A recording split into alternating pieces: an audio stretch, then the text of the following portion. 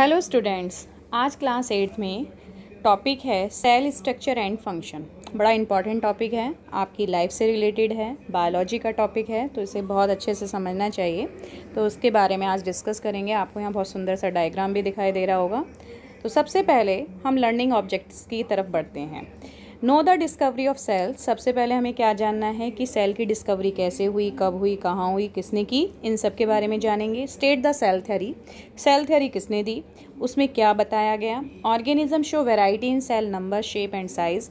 यानी ऑर्गेनिज्म को किस आधार पर अलग किया गया, नंबर के आधार पर, सेल नंबर के आधार पर, शेप पर और साइज पर। Draw and explain the structure of cell. यानी स्ट्रक्चर ऑफ सेल के बारे में डिस्कस करेंगे, कैसे इस दिखाई देता है, उसमें क्या क्या ऑर्गेनल्स हैं, उनके बारे में बात करेंगे। Identify different cell organism and list their function. जो ऑर्गेनल्स पाए गए उनके क्या फंक्शंस हैं, वो क्या काम करते हैं, इनके बारे में चर्चा करेंगे। Differentiate between plants and animals. और हमारे आसपास जो प्लांट्स और एनिमल्स पाए जाते हैं उनके स्ट्रक्चर में डिफ्रेंशिएशन क्या है उसके बारे में समझेंगे। तो सबसे पहले हम बात करते हैं discovery and history of the cell. यानी कब इसकी डिस्कवरी हुई, इसका क्या इतिहास है, इसके बारे में जानते हैं। An English scientist Robert Hooke in 1665 observe thin slices of cork. Cork is a part of the bark of a tree under his self design microscope. यानी 1665 में एक इंग्लिश साइंटिस्ट जिनका नाम रॉबर्ट हुक था, उन्होंने सबसे पहले कॉर्क की जो स्लाइस होती है उसे ध्यान से ऑब्जर्व किया, अपने ही द्वारा बनाए हुए माइक्रोस्कोप में उसे देखा। तो जो कॉर्क था, कॉर्क है क्या, यानी जो पेड़ होता है उसकी जो छाल होती है उसे हम कॉर्क कहते हैं। तो जब उन्होंने उसे बहुत ध्यान से ऑब्जर्व किया तो उसमें उन्हें छोटे छोटे से कंपार्टमेंट दिखाई दिए। उन्होंने उन कंपार्टमेंट्स को सेल के नाम से पुकारा। He noticed a large number of a tiny compartments in the cork slice resembling the structure of the honeycomb। यानी ये जो छोटे छोटे कंपार्टमेंट्स थे जिनके बारे में वो बता रहे थे वो कैसे दिखाई देते थे, जैसे कि मधुमक्खी का जब छत्ता हम देखते हैं तो उसमें हमें छोटे छोटे ब्लॉक्स दिखाई देते हैं। जो छोटे छोटे ब्लॉक्स होते हैं उनके बारे में, जैसे मान लीजिए इस तरह का जो स्ट्रक्चर है उसके बारे में वो कह रहे हैं कि उन्हें वो छोटे छोटे ब्लॉक्स दिखाई दिए गए। उस हर एक बॉक्स को उन्होंने सेल के नाम से पुकारा।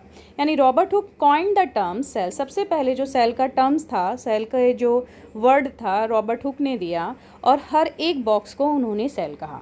The term cell comes from Latin word. यानी जो ये सेल शब्द है ये लैटिन भाषा का शब्द है जिसे सेलुला कहा जाता है, और सेलुला का मतलब होता है छोटा कमरा, लिटिल रूम। To organisms. फिर नेक्स्ट टॉपिक आता है सेल थ्योरी। सेल थ्योरी किसने दी, यानी सेल का सिद्धांत किसने दिया। Two German scientist namely Matthias Jacobs Schleiden 1838 and Theodor Schwann 1839 proposed cell theory. According Sheldon and Schwann, the cell theory consists। यानी 1838 में और 1839 में दो जर्मन साइंटिस्ट जिनका नाम शेल्डन एंड श्वान था, उन्होंने लगभग रॉबर्ट हुक की जो थ्योरी थी वो 1665 में आई थी, उसके 150 साल बाद अपना एक सिद्धांत प्रस्तुत किया। किसके ऊपर, सेल के ऊपर, कि जो रॉबर्ट हुक बता रहे हैं उसी को उन्होंने और समझते हुए और अच्छे से एक्सप्लेन किया। तो सबसे पहले उन्होंने सेल थ्योरी में किस बात पे ध्यान दिया, उन्होंने जो बताया, यानी जो शेल्डन एंड श्वान की सेल थ्योरी थी उन्होंने उसे 4 बातों पर डिफाइन किया। सबसे पहली बात, all living organism are made up of 1 और मोर सेल्स।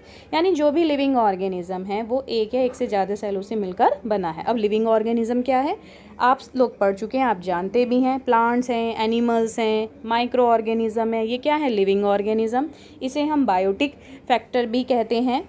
और नॉन लिविंग क्या है आप सभी जानते हैं, सनलाइट है, वाटर है, एयर है, सॉइल है, इसे हम नॉन लिविंग फैक्टर कहते हैं, या हम इसे एबायोटिक फैक्टर के नाम से भी जानते हैं। यानी उन्होंने क्या कहा, जो भी ऑर्गेनिज्म है वो एक या एक से ज़्यादा सेल से मिलकर बना हुआ है। दूसरी बात क्या कही, सेल को उन्होंने पहली यूनिट बोला। किसकी, किसी भी ऑर्गेनिज्म की, लिविंग ऑर्गेनिज्म की जो फर्स्ट यूनिट है वो है cell. Cell is the structure and functional unit of all living organism. जैसे कि हम एक बिल्डिंग की बात करें तो अगर आप एक बिल्डिंग बनाएंगे तो उसमें क्या चाहिए आपको, उसमें ब्रिक्स चाहिए, उसमें और भी मटेरियल चाहिए। तो सबसे ज़्यादा संख्या में और सबसे ज़्यादा चीज़ें आप जो लगा रहे होंगे वो किसकी लगा रहे होंगे, ईंटों की संख्या लगा रहे होंगे। तो जो ऑर्गेनिज्म है उसकी जो पहली यूनिट है वो सेल है। Third point, all cells arise from pre existing cells only. वो कहते हैं कोई भी जो सेल है, कोई भी जो ऑर्गेनिज्म है, वो ऐसे ही नहीं बना, वो कहीं ना कहीं उसकी कोई ऐसी छोटी सी लिविंग करेक्टर होगा जिसकी वजह से वो सेल में डेवलप हुआ। Every organism start its life as a single cell. और जब ऑर्गेनिज्म बने, यानी कोई भी चीज़ जब बनती है तो वो सिंगल सेल के फॉर्म में बनती है और फिर उसमें कॉम्प्लेक्सिटी आती है, वो सिंगल से मल्टी सेलुलर में कन्वर्ट होती है। यानी शेल्डन एंड स्वान के अकॉर्डिंग 4 पॉइंट थे कि सेल जो है एक या एक से ज़्यादा सेल से बनी हुई है। लिविंग स्ट्रक्चर की पहली यूनिट क्या है? सेल है। सेल ऐसे ही नहीं बनी है, कुछ ना कुछ उसका लिविंग मटेरियल था जिससे वो धीरे धीरे डेवलप हुई और सबसे पहले सिंगल फॉर्म में होती हैं, फिर ये मोर कॉम्प्लेक्स होती चली जाती हैं। इसके बाद सेल नंबर एंड शेप पर एक पॉइंट आता है कि यानी जो सेल थ्योरी है वो तो बात हो गई, लेकिन अब हम सेल को किस तरह डिफाइन करें, किस तरह इसका क्लासिफिकेशन हुआ। तो जो सेल का क्लासिफिकेशन हुआ सेल नंबर पे, शेप पर एंड साइज़ पर। यानी सबसे पहले हम उसके नंबर की बात कर रहे हैं, सेल में कितने नंबर हैं, यानी सेल में एक सेल से बनी हुई है, एक से ज़्यादा से बनी हुई है। शेप, वो किस तरह की शेप में है, राउंड है, स्पिंडल है, इलोंगेटेड है। साइज़, छोटी है या बड़ी है, इसके बारे में चर्चा करते हैं। According to the cell number the cell is divided into 2 categories. यानी नंबर के आधार पर सेल को हम 2 कैटेगरीज में डिवाइड करते हैं, नंबर 1 यूनिसेलुलर और नंबर 2 मल्टी सेलुलर। जैसा नाम से ही संबंध आया, यूनि माने सिंगल और मल्टी माने मैनी। तो आगे बढ़ते हैं बेटा, यहाँ पे देखेंगे unicellular organism. Uni means single, cellular means cell. यानी जो ऑर्गेनिज्म सिर्फ सिंगल सेल से डेवलप होता है उसे हम यूनिसेलुलर ऑर्गेनिज्म कहते हैं। When organism is made up of a single cell are called unicellular organism. Example amoeba, paramecium, euglena, bacteria and yeast. Basic function is completed in single cell like respiration, excretion and reproduction. वो कहते हैं जो organism सिर्फ एक cell से, number of 1 cells यानी single cell से develop होता है उसे हम यूनिसेलुलर ऑर्गेनिज्म कहते हैं। उसके एग्जांपल अमीबा हैं, पैरामीशियम, यूग्लिना। अब ये जो अमीबा और पैरामीशियम है ये माइक्रोस्कोपिक हैं, ये हमें नॉर्मल अपनी आई से दिखाई नहीं देंगे, इन्हें देखने के लिए हमें माइक्रोस्कोप का इस्तेमाल करना पड़ता है।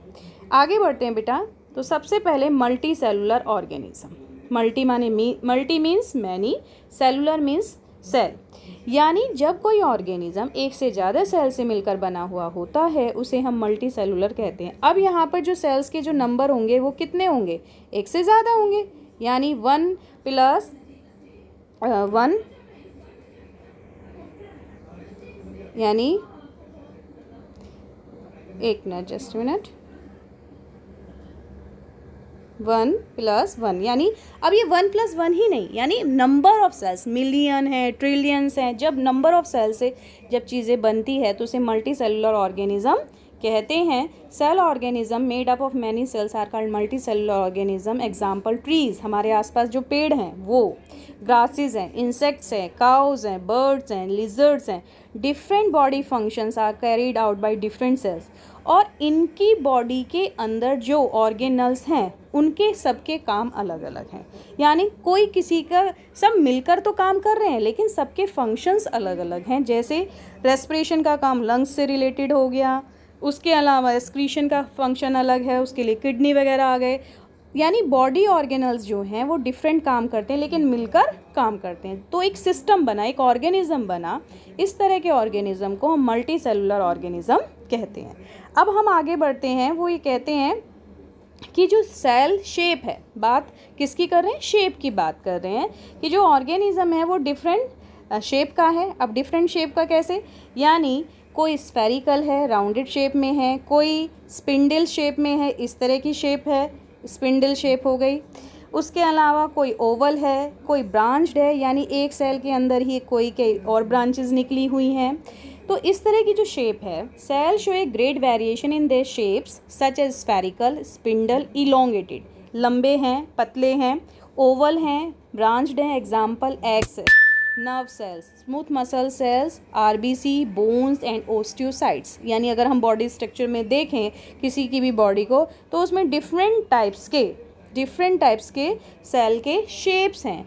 अब ये जो डिफरेंट शेप्स हैं इसी की वजह से इनका जो काम करने का तरीका है वो भी स्पेसिफिक होता है। The variation in the cell shape is due to their specific functions. Next, cell size, यानी अब बात कर रहे हैं वो छोटा है बड़ा है उसके बारे में। Most of the cells are very small in size and are not visible to naked eye. ज़्यादातर जो सेल का साइज़ है वो बहुत छोटा होता है, हमें अपनी आंखों से दिखाई नहीं देते हैं। इसे देखने के लिए हमें माइक्रोस्कोप का इस्तेमाल करना पड़ता है। सेल का जो मेज़रमेंट किया जाता है वो माइक्रोमीटर या माइक्रोन में किया जाता है, यानी सेल को जो नापा जाता है, जैसे हम किसी चीज़ को नापते हैं, लेंथ नापते हैं, मीटर में नापते हैं, सेंटीमीटर में नापते हैं, तो ऐसे ही जो सेल है, सेल का जो साइज़ है उसको नापने के लिए माइक्रोमीटर या माइक्रोन का इस्तेमाल किया जाता है। द स्मॉलेस्ट सेल, यानी जो सबसे छोटी सेल है उसका जो साइज़ है 0.1 to 0.5 माइक्रोमीटर इन बैक्टीरिया, यानी बैक्टीरिया में जो सबसे छोटा साइज़ है वो 0.1 से लेकर 0.5 माइक्रोमीटर का है, और जो सबसे बड़ी सेल है उसका जो साइज़ है वो 170 mm into 130 mm is the egg of N ostrich, यानी ऑस्ट्रिच का जो एग है, ऑस्ट्रिच शतुरमुर्ग जिसे आप कहते हैं, उसका जो एग है उसका जो साइज़ है लार्जेस्ट सेल है मेजरिंग करने में 170 mm इंटू 130 mm। तो ये जो है इस हमने सेल को 3 कैटेगरीज में डिवाइड किया, नंबर के आधार पर, शेप के आधार पर और साइज़ के आधार पर। ओके।